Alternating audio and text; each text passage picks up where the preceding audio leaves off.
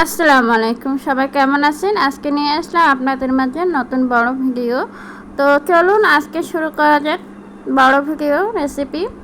রুই মাছের প্রচুর পরিমাণে ওমেগা 3 ফ্যাটি অ্যাসিড থাকে। এটি শরীরের ক্ষতিকর কোলেস্টেরল কমায় এবং রক্ত চলাচল স্বাভাবিক রেখে হার্টের ব্লকের স্ট্রোকের ঝুঁকি কমায়। আর রুই মাছ কিন্তু খেতে খুব ভালো লাগে সবারই, তাই না আজকাল?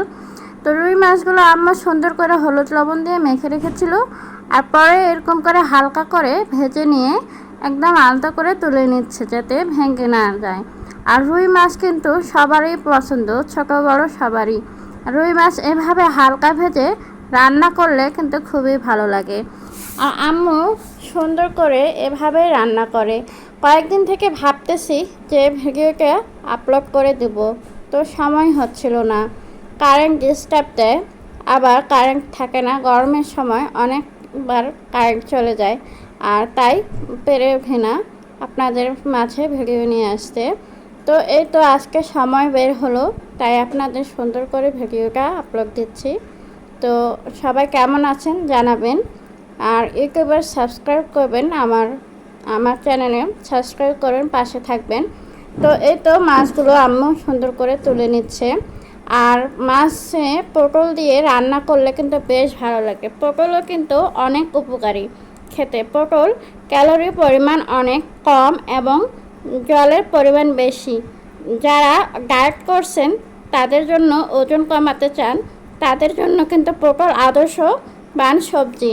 পটল খেলে কিন্তু আসলেই অনেক ওজন কমে যায়। পটল ডায়াবেটিসের জন্য খুব উপকারী। আর পটল আর সুন্দর সবজি, এরকম সবজি যদি থাকে বাসায় তাহলে আর কি চাই, তাই না? রুই মাছ দিয়ে রান্না করতে কিন্তু বেশ ভালো লাগে।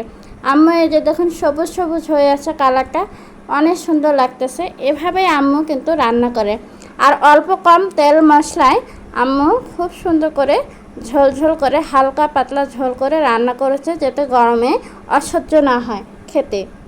এইভাবে পেঁয়াজ কষিয়ে নিয়ে অল্প করে পানি দিয়ে, সামান্য একটু পানি দিয়ে ভালো করে কষিয়ে নিতে হবে। 1 চামচ পরিমাণ শুকনো মরিচ বাটা দিয়েছে। এখানে যদি আপনারা কাঁচা মরিচ বাটা ব্যবহার করেন তাহলে তো আরও ভালো হবে। কাঁচা মরিচের তরকারি কিন্তু অনেক স্বাদ। কাঁচা মরিচ কিন্তু পেট জ্বলে না, গ্যাস্ট্রিক হয় না, অনেক উপকার হয় শরীরের জন্য। তো আম্মু সবগুলো মশলা 1 চামচ পরিমাণ মতো দিয়েছে, আর এগুলোতেই আম্মু ভালো করে কষিয়ে নেবে। এভাবে কষিয়ে কষিয়ে রান্না করলে বেশ ভালোই লাগে। আম্মুর যতই দেখি আমি ততই অবাক হয়ে যাই, অল্প মশলায় কিভাবে রান্না করে। আমি ভাবলাম যে অল্প মশলায় এভাবে কি রান্না করা যাবে। এখন দিল আম্মু ধনিয়া গুঁড়ো, 1 চামচ পরিমাণ ধনিয়া গুঁড়ো দিয়েছে। তারপরে এই তো কাঁচামরিচ দিয়ে দিল। আপনারা যদি চান রান্নার শেষে ধনিয়া পাতা দিতে পারেন, আর ধনিয়া পাতা আমাদের ছিল না দেখে দেয়নি, এটা অপশনাল। তো রান্নার শেষে ধনিয়া পাতা দিয়ে নামাবেন। তো এই তো আম্মু পটলগুলো এখন দিয়ে দিল। পটলগুলো দিয়ে আবার একটু নেড়ে চেড়ে নেবে, কষিয়ে নেবে আর কি। পটলগুলো সবুজ হওয়াতে আপনারা ভাবতেছেন হয়তো কিভাবে সবুজ হয়ে থাকলো। পটলগুলো আম্মু আগে ভাপিয়ে নিয়েছে, সুন্দর করে ভাপিয়ে নিয়ে তারপরে আবার রান্না করেছে, সেজন্য সবুজ সবুজ হয়ে আছে, গোটা গোটা হয়ে আছে, সুন্দর সিদ্ধ হয়েছে। আর রান্না করতে ভালো লাগতেছে, আর দেখতেও ভালো লাগতেছে, খেতেও কিন্তু অনেক স্বাদ। এরকম যদি দুপুরে গরম ভাতের সাথে রুই মাছের পটল দিয়ে যদি ঝোল হয়, খেতে অনেক ভালো লাগে, তাই না? আর এই যে এরকম করে সুন্দর করে রান্না করতেছে দেখুন আম্মু, অনেক সুন্দর করে পটলগুলো কষিয়েছে, অনেক সুন্দর কষিয়েছে কাঁচামরিচ দিয়ে সবুজ সবুজ করে। আম্মুর হাতে কিন্তু অনেক জাদু আছে, রান্নায় অনেক সুন্দর করতে পারে। আর এভাবেই প্রায় রান্না করে। এই যে মাছগুলো দিয়ে দিচ্ছে, লেজ দিয়ে দিচ্ছে, তারপরে মাথা দিয়ে দিচ্ছে আগে আগে, যাতে ভেঙে না যায় তাই সাবধানে একটু মাছগুলো দিয়ে দিচ্ছে। ভেঙে গেলে খারাপ দেখাবে রান্নাতে, আর খেতেও ভালো লাগবে না, কাটা হয়ে যাবে।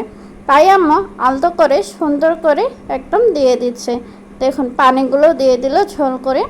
আর আমি ভাবলাম যে আরও কিছু হয়তো দেবে, তা বললো না, এটা নর্মাল রান্না, সবাই দেখলে ভালো লাগবে আর খেতেও কিন্তু খুব ভালো লাগবে। আসলেই ভালো লেগেছিল। আজকেও আমি কিন্তু আম্মুকে বলেছিলাম যে আম্মু এটা মাছ রান্না করো, মাছগুলো কিন্তু খুবই ভালো হয়েছিল। তো বললো যে আজকে অন্য কিছু রান্না করে ডিম ভাজি করব, তো আজকে আর করলো না। তো এই তো আমাদের মাছের তরকারিটা প্রায় হয়ে আসতেছে। তো কেমন লাগলো সবাই জানাবেন। আর এই যে দেখুন খুবই সুন্দর কিন্তু হয়েছে। আর লেবু নিতে কিন্তু ভুলবেন না, লেবুর রস দিয়ে খেয়ে নেবেন। তো ধন্যবাদ সবাইকে, ভালো থাকবেন। আল্লাহ।